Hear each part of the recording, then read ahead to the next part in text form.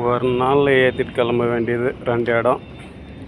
இது சரக்கு எல்லாம் வண்டியில் வந்து மாற்றினது 3-4 வண்டியில் ஏற்றிட்டு வந்து மாற்றினாவே சீட்டிங் சரியாக இல்லை, உக்காரதில்ல.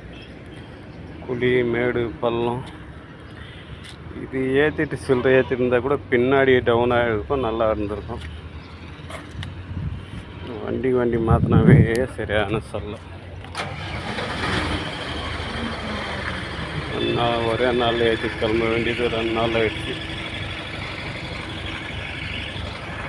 பில்லுங்க பாருங்கள், 7 பில்லு.